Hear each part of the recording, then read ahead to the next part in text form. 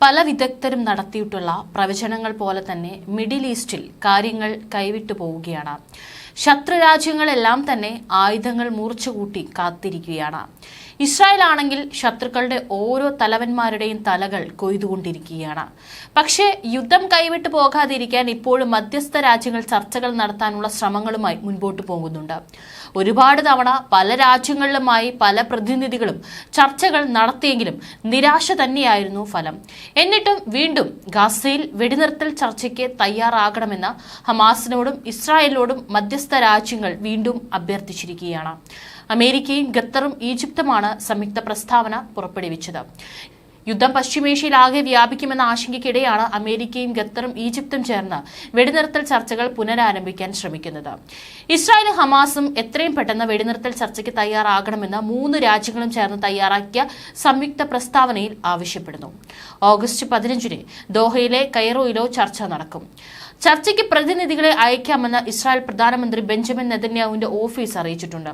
ഹമാസിന്റെ പ്രതികരണം ഇതുവരെ വന്നിട്ടില്ല. പുതിയ ഹമാസ് മേധാവി യഹിയ സിൻവർ എന്ത് നിലപാടെടുക്കുമെന്നും ലോകം കാത്തിരിക്കുകയാണ്.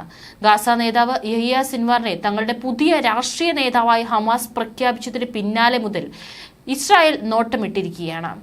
സിൻവർ നിലവിൽ ഖത്തറിന്റെ തലസ്ഥാനമായ ദോഹയിൽ ഒളിവിൽ കഴിയുകയാണ്. ഇസ്മായിൽ ഹനിയെ ഇല്ലായ്മ ചെയ്ത ഈ സംഘടനയെ തന്നെ ഭൂമിയിൽ നിന്ന് തുടച്ചു നീക്കുന്നതിനുള്ള തങ്ങളുടെ ശ്രമങ്ങൾക്ക് ആക്കം കൂട്ടുമെന്നും ഇസ്രായേൽ അറിയിച്ചിരുന്നു. ജീവനോടെയോ അല്ലാതെയോ സിൻവാറിനെ പിടികൂടുന്നതുവരെ തങ്ങളുടെ വേട്ട അവസാനിപ്പിക്കില്ലെന്ന് ഇസ്രായേലിലെ വിദേശകാര്യ മന്ത്രാലയം അടക്കം കടുപ്പിച്ചു പറഞ്ഞിട്ടുണ്ട്. ഇസ്രായേൽ ഹമാസ് യുദ്ധം തുടങ്ങിയിട്ട് ഇപ്പോൾ 1 വർഷമാകാൻ ഇനി മാസങ്ങൾ മാത്രം ശേഷിക്കുമ്പോഴും യുദ്ധം ഇനിയും നീണ്ടുപോകുമെന്നുള്ള കടുത്ത സൂചന തന്നെയാണ് ഇരുവിഭാഗവും തരുന്നത്. 2017 മുതൽ ഗാസയിലെ ഹമാസിന്റെ നേതാവാണ് 61-കാരനായ യഹിയ ഇബ്രാഹിം ഹസൻ സിൻവാർ. നിലവിൽ ഹനിയയുടെ പിൻഗാമിയായാണ് അദ്ദേഹത്തെ ഹമാസ് പൊളിറ്റ് ബ്യൂറോ നിയമിച്ചിരിക്കുന്നത്.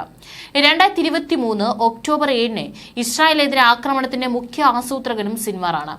ഇതിന് മറുപടിയായി ഇസ്രായേൽ ആരംഭിച്ച യുദ്ധത്തിൽ ഇതുവരെ 40,000-ഓളം പേർ കൊല്ലപ്പെട്ടതായാണ് റിപ്പോർട്ടുകൾ വ്യക്തമാക്കുന്നത്. 1989-ൽ 2 ഇസ്രായേൽ സൈനികരെയും 4 പലസ്തീനികളെയും തട്ടിക്കൊണ്ടുപോയി കൊലപ്പെടുത്തിയതിന് ഇസ്രായേൽ അറസ്റ്റ് ചെയ്ത് വിചാരണ ചെയ്ത് സിൻവാറിന് 4 ജീവപര്യന്തവും 22 വർഷം തടവ് ശിക്ഷയും വിധിച്ചിരുന്നു. പിന്നീട് തങ്ങളെ തട്ടിക്കൊണ്ടുപോയ ഇസ്രായേൽ സൈനികൻ ഗിലാദ് ഷാലിത്തിനെ വിട്ടു നൽകുന്നതിന് പകരമായി യഹിയ സിൻവാറിനെ മോചിപ്പിക്കാൻ ഹമാസ് ആവശ്യപ്പെടുകയായിരുന്നു. യഹിയയ്ക്കൊപ്പം തടവിലാക്കിയ 1000-ലധികം തടവുകാരെ കൂടി ഇസ്രായേലിന് അന്ന് കൈമാറേണ്ടി വന്നിരുന്നു. അതുകൊണ്ട് തന്നെ അന്നേ ഇസ്രായേൽ നോട്ടമിട്ടിരിക്കുകയാണ്. അതേസമയം മുൻ ഹമാസ് തലവൻ ഇസ്മായിൽ ഹനിയയുടെ വധത്തിനുള്ള തിരിച്ചടിയിൽ നിന്ന് പിന്നോട്ടില്ലെന്ന് ഇറാനും ഹിസ്ബുള്ളയും ആവർത്തിക്കുന്നുണ്ട്. പ്രത്യാക്രമണ ഭീഷണിയെ തുടർന്ന് US സെൻട്രൽ കമാൻഡ് മേധാവി മൈക്കൽ കുറില വീണ്ടും ടെൽ അവീവിലെത്തി.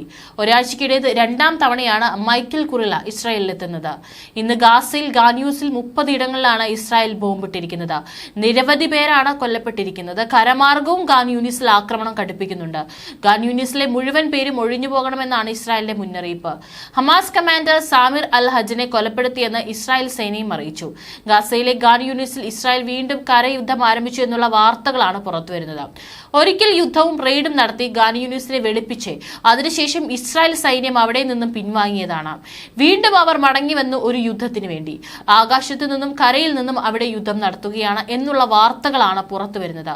തെക്കൻ ഗാസയിലടക്കം ബോംബാക്രമണമാണ് ഇസ്രായേൽ നടത്തിക്കൊണ്ടിരിക്കുന്നത്. ഇവിടെയും അനേകം പേർക്ക് ആളഭയം ഉണ്ടായെന്ന റിപ്പോർട്ടുകൾ പുറത്തുവരുന്നുണ്ട്. തെക്കൻ ഗാസയിൽ ഇസ്രായേൽ പുതിയ ആക്രമണം ആരംഭിച്ചു എന്നുള്ള വാർത്തയാണ് പുറത്തു വന്നത്. 30-ലധികം കേന്ദ്രങ്ങളാണ് ഒരേ സമയത്ത് 24 മണിക്കൂറിനുള്ളിൽ ആക്രമണം നടത്തിയിട്ടുള്ളത്. ആയിരക്കണക്കിന് പലസ്തീനുകൾ പലായനം ചെയ്തു. മധ്യ ഗാസയിൽ നിന്ന് ഓടി രക്ഷപ്പെട്ട ഇവർ മറ്റ് സ്ഥലങ്ങളിലേക്ക് അഭയാർത്ഥികളായി കൂടാരങ്ങളുമായിട്ട് മാറിക്കഴിഞ്ഞു. ഇത്തരത്തിൽ വീണ്ടും പലായനം ചെയ്ത അഭയാർത്ഥികൾക്ക് ഇവർക്കൊരു പ്രത്യേകതയുണ്ട്. ഗാസയിലെ ജനിച്ച മണ്ണിൽ തന്നെ അഭയാർത്ഥികളായി ഓടി നടക്കുകയാണ്. ഇതാണ് ഇപ്പോഴത്തെ ഗാസക്കാരുടെ വിധി. അവർ അഭയാർത്ഥികൾ എന്ന് പറഞ്ഞാൽ ഒരു നാടോടികളെ പോലെ ഓടി നടക്കുകയാണ്. ജനിച്ച മണ്ണിൽ കൂടാരങ്ങളിൽ നിന്ന് കൂടാരങ്ങളിലേക്ക് ഓരോ ദിവസവും മാറി താമസിക്കുകയാണ്.